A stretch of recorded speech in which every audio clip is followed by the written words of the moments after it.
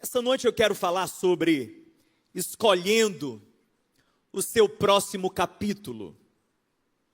Esse é o meu tema. E eu convido você a abrir a sua Bíblia em Ruth, capítulo 1. Livro de Ruth, capítulo 1, do versículo 1 ao 7. A Bíblia conta a seguinte história. Na época em que os juízes lideravam, houve fome na terra. Um homem de Belém de Judá foi viver com a sua mulher e com os seus 2 filhos por algum tempo nas terras de Moabe. O homem se chamava Elimeleque, sua mulher Noemi, seus 2 filhos Malom e Quilion. Eles eram efrateus de Belém de Judá. Chegaram a Moabe e passaram a viver ali. Elimeleque, marido de Noemi, morreu. Ela ficou com os 2 filhos. Estes se casaram com mulheres moabitas, uma chamada Orfa e a outra Ruth. Depois de terem vivido lá por quase 10 anos, morreram também Malom e Quilion. Noemi ficou sem os 2 filhos e sem o marido. Quando Noemi soube, em Moabe, que o Senhor viera em auxílio do seu povo, dando-lhe alimento, decidiu voltar com as suas 2 noras para a sua terra. Assim ela partiu com as 2 noras do lugar onde morava, e juntas empreenderam o caminho rumo à terra de Judá, para ser mais específico, Belém. Escolhendo o seu próximo capítulo. Todos nós temos uma história. Isso é um fato. Alguns têm uma história que gostam de contar. Falam dela com orgulho. Outras pessoas têm uma história que preferem esquecer. Eu penso que a maioria de nós tem uma história que é um misto. Tem capítulos bonitos, tem capítulos feios. Tem capítulos que a gente transforma em post do Instagram. Alguns até que a gente deixa fixado lá no feed. E tem capítulos que a gente coloca debaixo de um tapete, coloca dentro de um baú, as 7 chaves, tranca, não quer que ninguém saiba. Capítulos que só de lembrar já nos levam a alguma experiência de dor, uma angústia. Só de você assim, sabe, rememorar o que viveu, aquela situação, aquela ruptura, aquela perda, aquele momento, aquelas palavras que lhe foram ditas. Você já sente o coração apertando, já falta um pouco do ar. A nossa história tem uma mistura, capítulos bonitos, capítulos feios. Ela é construída capítulo por capítulo. Ela é construída por contextos que nós não escolhemos. Alguns aqui, aliás, nesse ponto, todos nós não escolhemos de onde viemos, a nossa origem. Não escolhemos o nosso berço. Não escolhemos quem cuidou de nós. A nossa história é formada por acontecimentos, alguns deles que nos surpreenderam, não planejados. A nossa história também é formada por encontros. Pessoas que marcaram nossa vida de uma maneira tal que nós nos tornamos outro. Nós somos assim, um antes daquela pessoa, outro depois daquele relacionamento, daquele acordo, daquela sociedade, daquele namoro. A nossa vida vai sendo costurada por todas essas realidades. Mas aqui eu tenho uma palavra de fé para você. É que a nossa vida não precisa ser escrita pela nossa dor. Ela pode ser transformada pela nossa fé. A nossa vida não precisa ser determinada pela nossa dor. Ela pode, na verdade, ganhar um novo rumo. Ela pode ganhar uma nova direção por meio da nossa confiança e plena rendição a Deus. Eu tenho mais, escute isso, grave essa palavra aqui. É fato que não escolhemos muito daquilo que nos aconteceu, mas nós podemos decidir duas coisas: quem nos tornaremos ao longo da vida e mais, para onde nós estamos indo. Os capítulos anteriores, talvez a gente não pôde escolher, mas essa noite eu vim com essa palavra da parte de Deus. O próximo capítulo, Deus quer te dar a graça de você escolher e falar, vai ser diferente. Eu quero declarar essa palavra sobre a tua vida. Você não veio essa noite para escutar uma palestra motivacional, você veio essa noite para receber uma palavra do céu. E como profeta de Deus, em nome de Jesus, eu quero dizer sobre você: Deus está levantando você para você escolher o teu próximo capítulo. Não será a dor do passado, as limitações do presente, as resistências do inferno. Não será nada disso. Não está na mão de nenhuma outra pessoa, não. Deus essa noite está dizendo: esse próximo capítulo, quem vai dar o nome, quem vai dar o título e quem vai dizer o conteúdo é você. É você. Ah, meu irmão, se ligue nisso aqui. Se você permanecer preso aos capítulos passados, vai perder a chance de viver capítulos muito melhores que Deus tem para a sua vida. Deus trouxe alguém nesse lugar para a pessoa, sabe, absorver essa verdade, a verdade de que, as decisões, eu quero falar decisões, não são intenções, não são desejos, decisões. Alguém grite: decisões. As decisões que você tomar hoje vai dizer a história que você vai contar amanhã. As decisões que você tomar hoje vai determinar a história que você vai contar amanhã. Qual história você pode contar hoje? Não sei. Alguns aqui de êxito, outros de dor, outros um pouco de cada. Não sei qual a história você hoje pode contar, mas eu sei aquela que você contará amanhã inevitavelmente passa por escolhas que você precisa tomar hoje.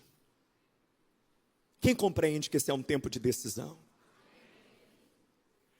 Por isso a Bíblia vai nos dizer, Salmo 30, versículo 5, o choro pode durar uma noite, mas a alegria, ela vem pela manhã. Não importa quão longa seja essa noite, ela tem começo, ela tem meio, ela tem fim. A história que eu contei até aqui foi uma, mas a história que eu vou contar amanhã será outra, porque hoje Deus está me erguendo e me dando graça para eu tomar outro tipo de decisão.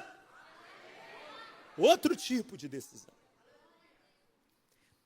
Essa história que eu li com você, Ruth, fala sobre isso.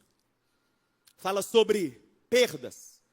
Sobre uma história que tinha tudo para começar e acabar assim. Começou em perdas e acabar em dor, desespero e ponto final.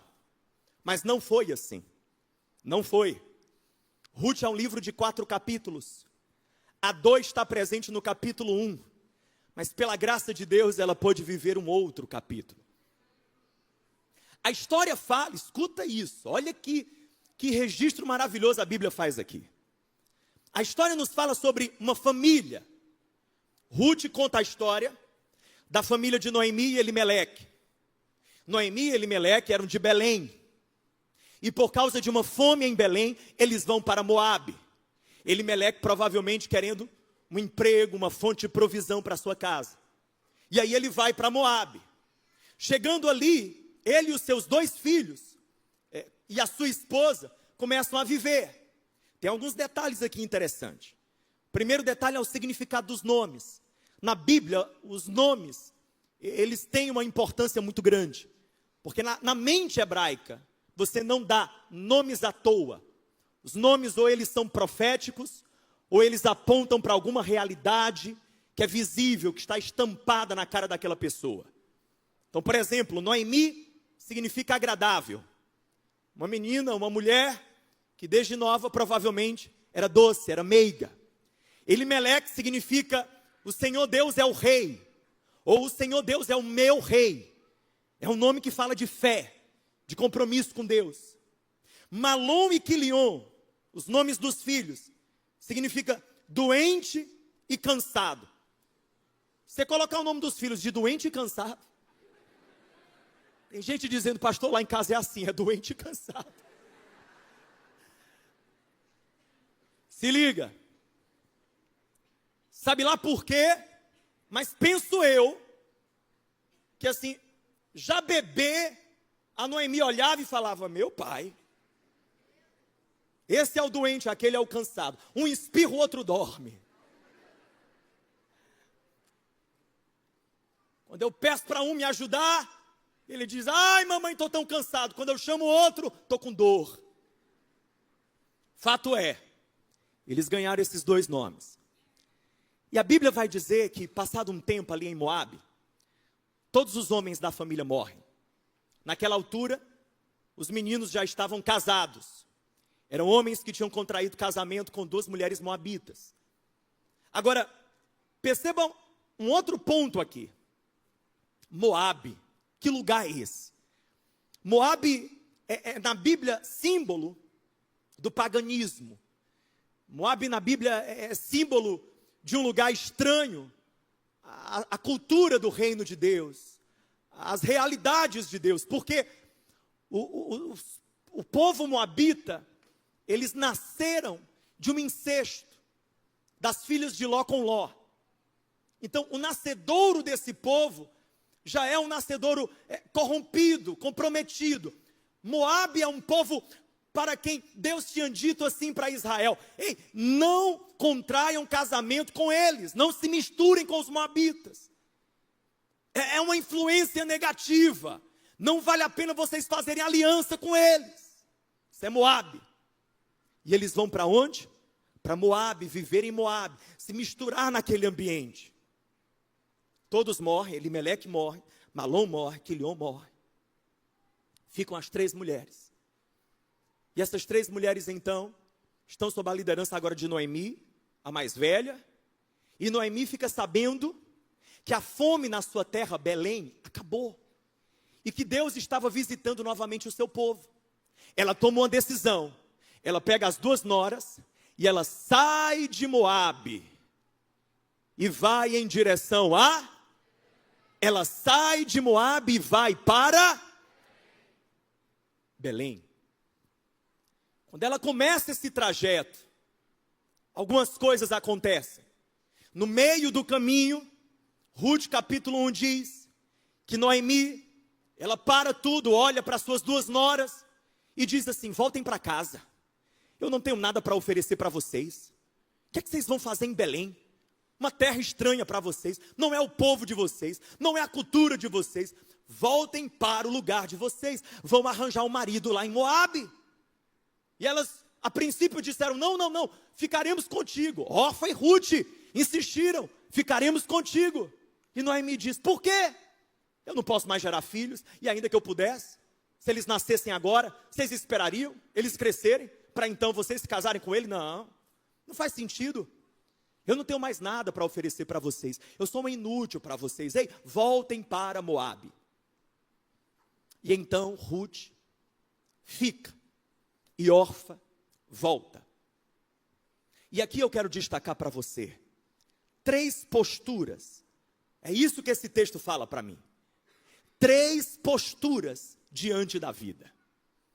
Cada uma dessas mulheres representa uma postura diante das dores. Por exemplo, primeiro, Orfa. Orfa fala sobre regredir. Noemi fala sobre amargar. Ruth fala sobre avançar. Fale comigo, regredir, amargar, avançar. A Bíblia diz, primeiramente sobre Orfa, versículo 14, versículo 15, eu quero que você leia comigo. Olha o que esse texto diz.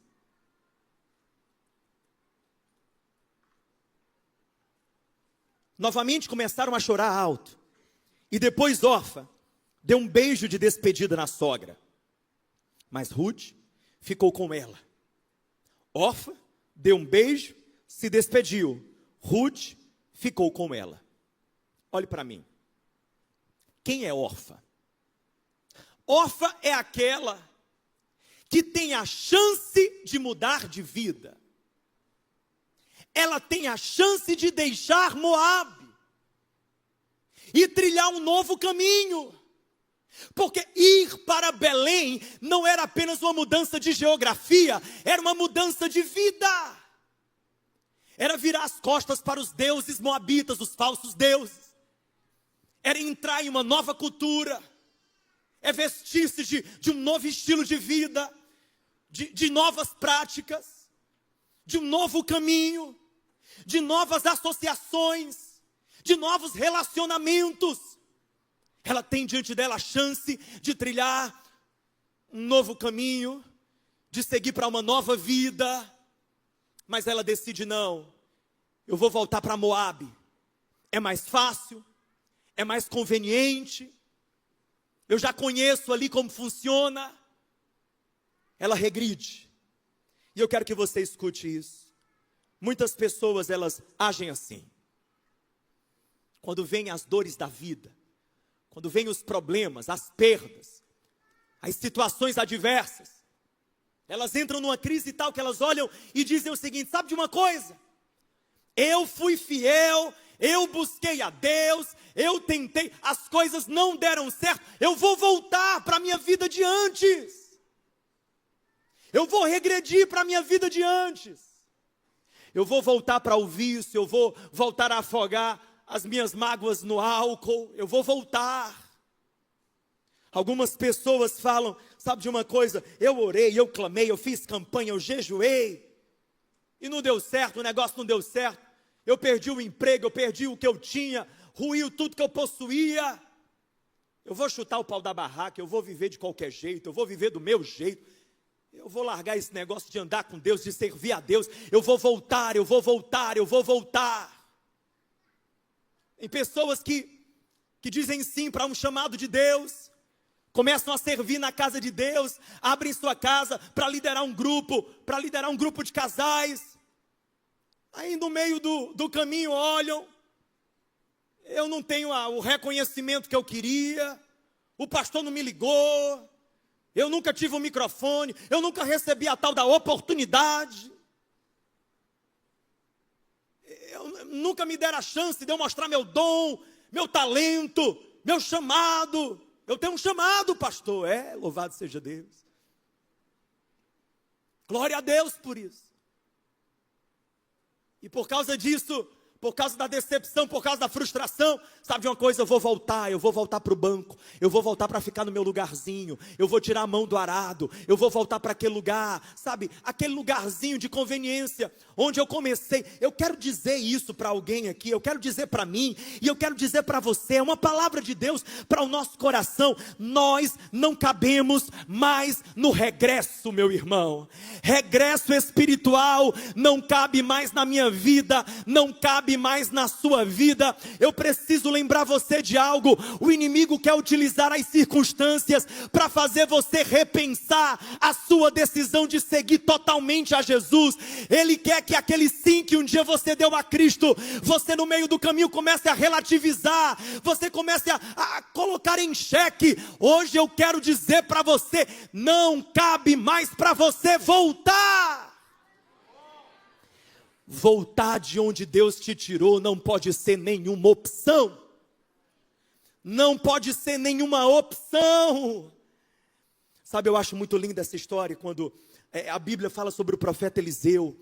A Bíblia diz assim que Eliseu, quando chamado para ser profeta, ele cuidava de uma parelha de bois, e aí, quando ele recebeu o chamado, ele foi lá, ele queimou o equipamento de arar, ele fez um churrascão com os bois que ele tinha.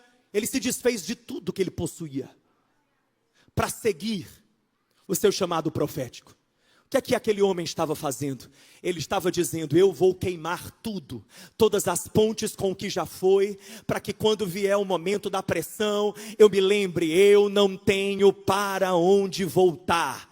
Eu posso dizer para você uma coisa: a escolha mais sábia é a escolha de Eliseu. É quando você queima as pontes com o que já foi. É quando você larga fora, você quebra tudo aquilo que poderia ser um lugar para onde você voltaria. E você diz finalmente, sabe de uma coisa? Eu não tenho mais para onde voltar. Chorando eu estou, regredindo não. Doendo eu estou, regredindo não. Com dúvidas eu estou, regredindo não. Sozinho eu posso estar, regredindo não. Não. Com ajuda, sem ajuda, com multidão aplaudindo, sem multidão aplaudindo, regredindo não, com dinheiro, sem dinheiro, com a geladeira cheia, com a despensa vazia, não importa, no alto, no baixo, com emprego, sem emprego, com família, sem família, com marido, sem marido, com filho te ligando, com filho esquecendo. Deus, eu não te sirvo por causa daquilo que o Senhor me dá. Eu te sirvo porque eu já tive uma revelação de quem o Senhor é. Belém é melhor. Eu estou indo para Belém. Quem quiser me procurar não vai me achar em Moabe. Eu posso estar enfrentando o inferno inteiro.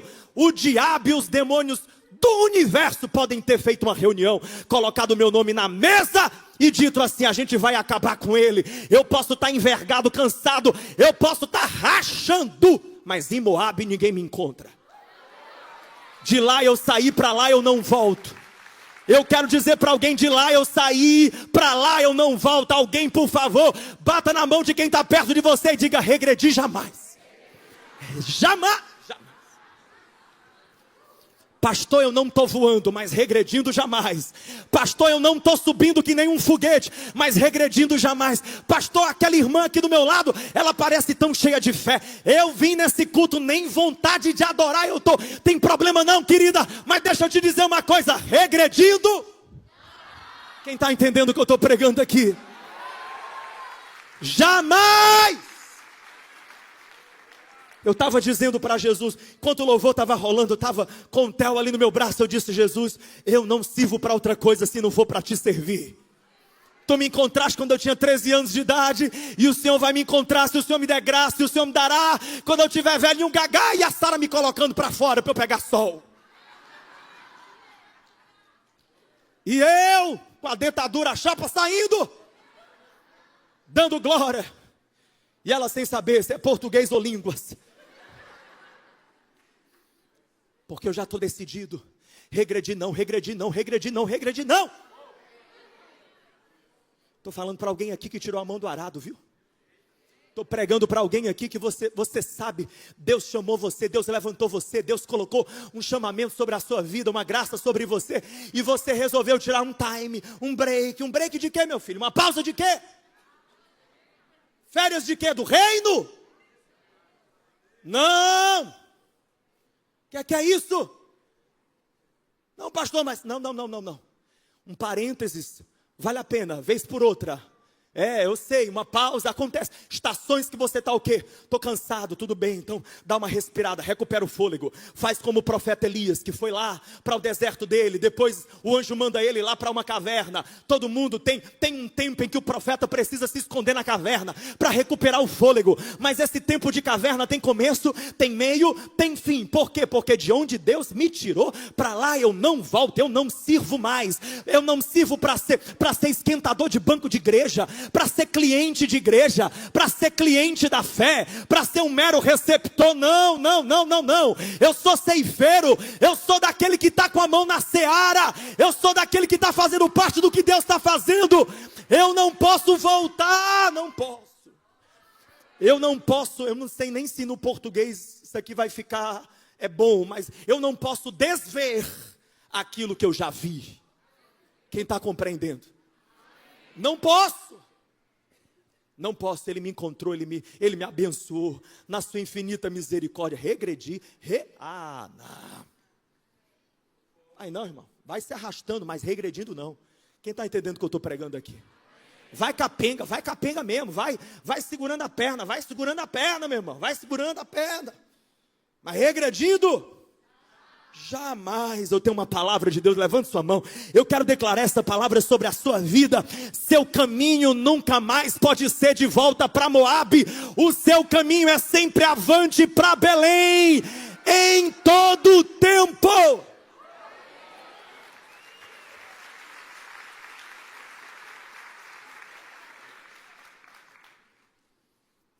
Segunda postura.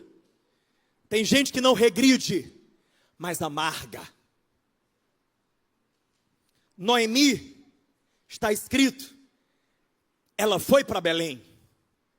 Ela regrediu? Ela foi para Belém. Mas a Bíblia diz aqui que ela amargou. Ficou azeda, amarga. Capítulo 1, versículo de número 19. As mulheres viram Noemi e perguntaram: aquela é Noemi? Quanto tempo? Aquele povo que gosta de dar conta da vida de todo mundo. Noemi? Será que é ela? Tá diferente, viu? Nos stories o filtro. Versículo 20. Ela, Noemi, porém respondeu: não me chamem Noemi. Que significa, lembra? Agradável, doce, meiga. Não. Melhor que me chamem Mara. Ih, pastor, Mara maravilhosa. Não. Isso aqui, meu irmão, é hebraico. Outra história. Mara significa amarga. Me chamem amarga, pois o Todo-Poderoso tornou a minha vida muito amarga. De mãos cheias eu parti, de mãos vazias o Senhor me trouxe de volta. Porque me chamam Noemi? O Senhor pôs-se contra mim. O Todo-Poderoso me trouxe desgraça. Está precisando de aconselhamento pastoral. Está precisando de cura interior séria. Ei, vem para cá. Todos nós temos um pouco dessa síndrome de Noemi. Essa tendência de colocar nas costas de Deus, culpar às vezes o Senhor por algo que nos ocorreu. Quando a gente não culpa, a gente faz assim, ó. Olha para Deus e diz: Senhor, por que o Senhor permitiu? Ponto de interrogação. É a teologia de Noemi. A teologia de Noemi funciona assim: se Deus é o Todo-Poderoso, ela mesma chama Deus de o Todo-Poderoso. Se Ele pode tudo, Ele poderia ter curado a minha mãe do câncer. Poderia ter curado o meu pai daquela doença terminal. Poderia ter evitado o carro do meu irmão de capotar. Poderia ter aberto os meus olhos e ter impedido que eu caísse na lábia daquele cara que foi um golpe, que afundou meu negócio. Sabe, se Deus é o Todo-Poderoso, por que Ele não interveio? É porque Ele é o Todo-Poderoso, mas eu não sei se Ele é o Todo-Amoroso. Eu não sei se Ele é aquele que se importa de fato comigo, que Ele é bom. Teologia de Noemi é uma teologia simplista. Simplista demais. É uma teologia que quer ficar, sabe, olhando para Deus a partir das circunstâncias, ao invés de olhar para as circunstâncias a partir de quem é Deus. É uma teologia equivocada, porque parece que não entende que nós vivemos desde a queda de Adão em um mundo que é caído, em um mundo em que a realidade não é justa, e que gente boa sofre, e que a chuva e a tempestade, disse Jesus, dá contra a casa de todos. Do crente, do não crente, não importa. É uma teologia que nos adoece, porque nos faz pensar que de alguma forma Deus é parte do nosso problema. Mas essa noite eu quero dizer para você, a verdade de Deus é que Deus nunca é parte do teu problema, sempre Deus é parte da tua solução. Eu vou repetir para alguém compreender aqui: Deus nunca é parte do teu problema, Deus é sempre parte da tua solução. Todos os outros elementos que compõem o teu problema lá estão, Deus não é um deles. Deus não é um deles. Há problemas que nós escolhemos como fruto de decisões nossas, há problemas que nós sofremos por causa das contingências da existência. Você tem um corpo, eu tenho um corpo, esse corpo aqui é um corpo mortal. Quem sabe aqui que vai morrer? É bom você entender, se Jesus não vier antes, eu e você, nós vamos para onde? Morrer. Não é complicado? A gente entendeu o óbvio. É algo que é inevitável. Tem realidades que são inevitáveis. Tem males que a gente vai ter que enfrentar e ponto final. Mas Deus está do lado da solução. Ele não é a mão que bate, Ele é a mão que consola. Ele não é o teu flagelador, Ele é o teu consolador. Eu quero dizer para alguma Noemi aqui nesse lugar, que foi ficando amarga, azedo, exatamente por causa de uma crise de fé. Deus te trouxe essa noite para você fazer as pazes com Ele. Tem alguém precisando fazer as pazes com o Criador. Tem alguém aqui precisando olhar para Deus e falar: Deus, eu vou hoje deixar toda a raiva que eu estou de ti aos pés da cruz, e pela fé eu vou dizer: eu confio no teu amor e no teu cuidado. Escute o que eu vou te falar. É tão diferente Jó de Noemi. Na Bíblia Jó perde tudo, e o que é que ele diz? Deus deu, Deus tomou, bendito seja o nome do... Ele não discute, ele não pede satisfação, porque ele deixa Deus ser Deus. Ei, irmão, deixa Deus ser Deus na sua vida. Os caminhos dele são mais elevados do que os teus. Para dessa história de Deus ter que ficar te dando explicações. Nem sempre Deus vai ficar te dando explicação. Pelo contrário, é na ausência de resposta que se faz necessária a tua fé, a tua confiança. Não azede, não amargue. Não seja como Noemi, que muda de essência, de coração, por causa das situações da vida. Não. Há pessoas que mudam. Há pessoas que vão amargando, se tornam cínicas, sempre com um deboche na ponta da língua. Se tornam duras, fechadas, desconfiadas, não confiam mais em ninguém, paranoicas. Há pessoas que se tornam pesadas, não tem mais leveza, não tem mais sorriso, não tem mais graça.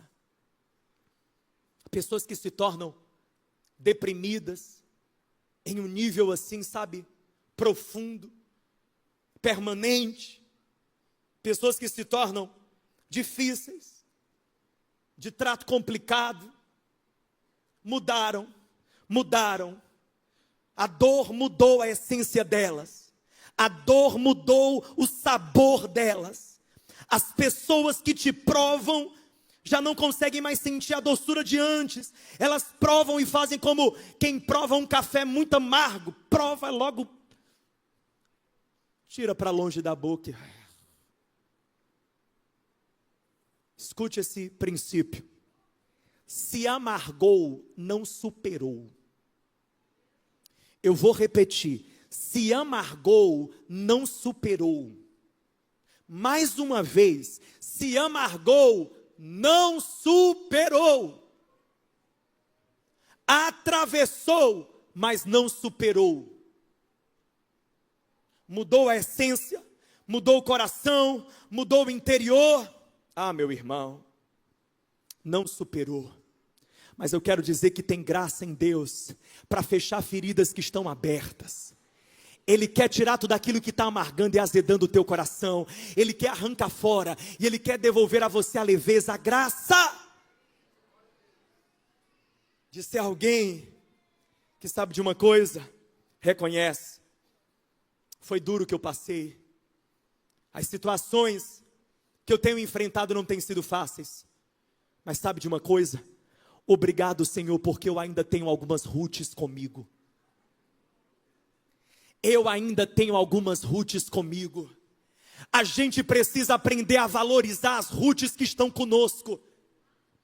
Coisa terrível. A menina acaba o namoro, camarada depois de uma semana lembra nem mais o nome dela. Mas sabe o que ela faz? Dentro de casa? Ah, meu amigo, sobra para o pai, sobra para a mãe, sobra para eles que ficaram, que estão ali junto, que estão ali perto. A menina virada no giraia. E o pai aguentando, e a mãe aguentando, e a mãe cutucando o pai falando, meu filho é assim, sabe como é, acaba o namoro, vamos ter paciência com ela, com a bichinha, com o bichão.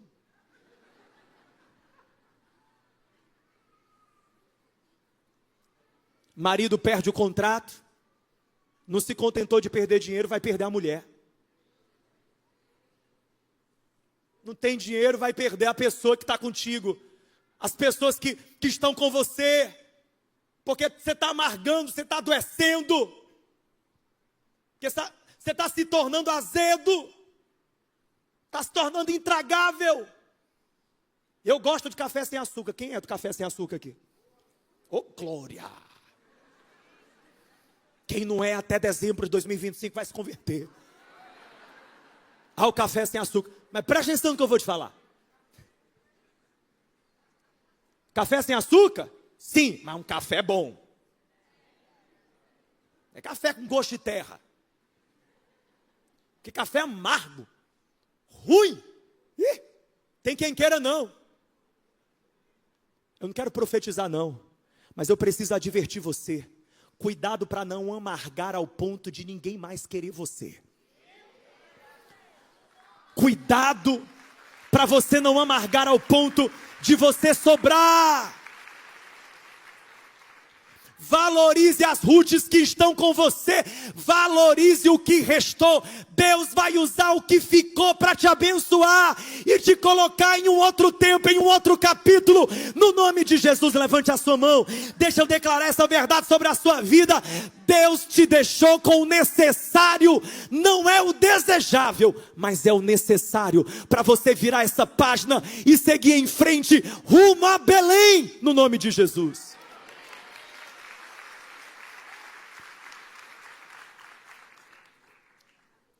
Agora escuta, enquanto o louvor retorna,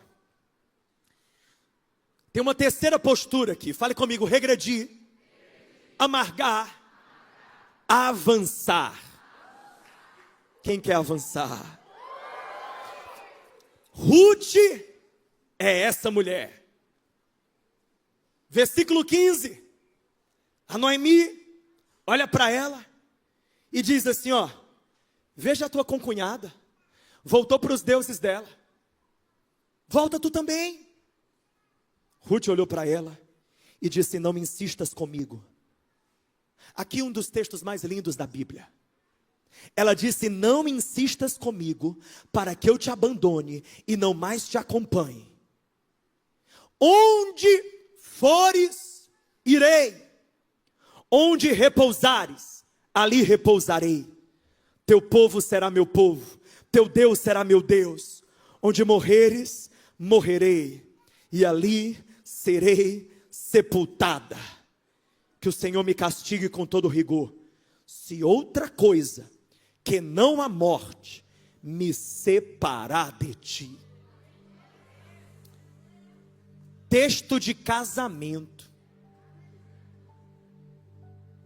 Ela estava se casando com Noemi, sem saber que estava se casando com o seu destino, com o seu futuro, com promessas que Deus tinha para a vida dela. Eu amo essa mulher. Olha o exemplo dela. Perceba o quanto ela está deixando para trás. A segurança de Moabe, o lugar que ela conhecia. A convivência de pessoas que certamente a acolheriam. Família, amigos, sua cultura, seus costumes. Mas ela vira as costas para tudo isso. Ela decide caminhar para Belém. Belém, que significa a casa do pão. Ela larga Moabe para ir para a casa do... Porque lá, disse Noemi, Deus voltou a colocar o pão. Ela larga Moabe e decide avançar em direção ao lugar da provisão de Deus, da provisão do céu. Escute, essa mulher, ela está decidindo por uma nova vida. Primeiro ela vai cuidar da sua sogra Noemi. Ela vai se tornar uma cuidadora. É uma vida de serviço. Segundo, ela diz para Noemi: o teu Deus será o meu Deus. Ela está trocando de Deus, ela está trocando de fé. Ela decide adorar e servir o único Deus vivo e verdadeiro. É uma nova vida, é uma nova caminhada. Ruth é essa que diz: a minha história não vai ser escrita pela minha dor. Eu não regrido, eu não amargo, eu avanço, e eu avanço em direção à casa do pão. Eu avanço em direção ao lugar onde Deus tem provisão para mim, onde Deus tem provisão para o meu futuro. O meu lugar não é mais em Moabe. Moabe é o lugar do meu passado, Moabe é o lugar dos meus costumes, Moabe é o lugar da minha dor, Moabe é o lugar do meu luto, mas não é mais o meu lugar. É o lugar do meu sofrimento, é o lugar das minhas marcas, mas não é o lugar do meu futuro. Não tem futuro em Moabe, sabia Ruth? Não tem futuro em Moabe, só tem futuro na casa do... Só tem futuro na casa do pão da vida, que é Jesus Cristo. Só tem futuro na presença de Jesus, o pão que alimenta e sacia a fome do ser humano. Só tem futuro perto de Cristo. Eu quero dizer sobre a sua vida: ei, o seu lugar não é outro. Você só dá certo na presença de Jesus, acompanhado por Jesus, guiado por Jesus, alimentado por Jesus. Você só dá certo com Cristo. Você só dá certo com Cristo. Cristo à frente, Cristo do lado, Cristo como teu fundamento, você nele, Ele em você. Eu quero dizer para você: ei, sabe como você avança em direção a um capítulo melhor? Quando você decide de uma vez por todas: eu não vou voltar para Moabe. Eu só tenho um caminho, que é de avanço, que é para frente, que é em direção ao que Jesus Cristo tem para mim. Nós escolhemos um novo capítulo. Nós escolhemos um capítulo melhor quando a gente decide abraçar a oportunidade de se apegar a Cristo totalmente. Quero encerrar com isso. Enquanto as luzes se abaixam, nós vamos orar.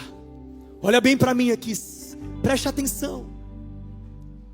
Aquela mulher chega naquela cidade, Belém. Ela sai para colher espigas em um campo. Espigas deixadas no chão. Por acaso, só por acaso, os campos nos quais ela entrou pertenciam a um parente de Noemi, ao parente próximo da família, chamado de parente remidor ou resgatador.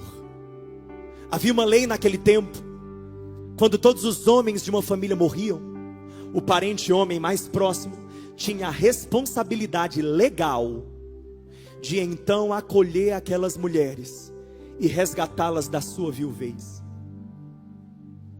Boaz era esse homem, dono do campo, o parente remidor. Por acaso ela entrou ali. Na verdade, pela providência de Deus ela entrou ali. Ela se encontra com Boaz. ela que começa colhendo espigas do campo de Boaz, acaba no livro de Ruth casada com Boaz. Aquele homem resgata Ruth da sua miséria, da sua vergonha. Ela recebe uma descendência. De Boaz e Ruth nasce Obed. De Obed nasceu Davi. Desculpe, Jessé. De Jessé nasceu Davi. Da linhagem de Davi veio Jesus. Uma decisão mudou a trajetória daquela mulher de tal maneira que ela se torna bisavó do maior rei da história de Israel. E como se não bastasse, ela ainda se torna a primeira gentia a compor a linhagem do Messias. Eu quero dizer para você, e com isso eu encerro, porque foi essa palavra que Deus me deu essa noite aqui. O Espírito Santo falava assim para mim: filho, há pessoas que hoje à noite estarão nos campos do Redentor, querendo colher espigas para se alimentar, mas eu quero algo mais com eles. Eu não quero apenas suprir uma fome momentânea. Eu quero, como Boaz, colocar uma aliança no dedo deles e fazer um compromisso eterno com eles. Eu quero dizer para você aqui nessa noite que houve um redentor para Ruth. Sim. Lá em Belém havia um redentor esperando por ela, Boaz. Há um redentor esperando por você. Nascido em Belém, o nome dele é Jesus de Nazaré. Há um resgatador, há um remidor. A vida de Ruth mudou por causa desse redentor, por causa desse resgatador. Eu quero dizer, é impossível a gente avançar em direção a um capítulo novo em nossa vida, a um capítulo sobreexcelente, se o Redentor verdadeiro que é Cristo não entrar e fizer uma aliança conosco. Não tem como.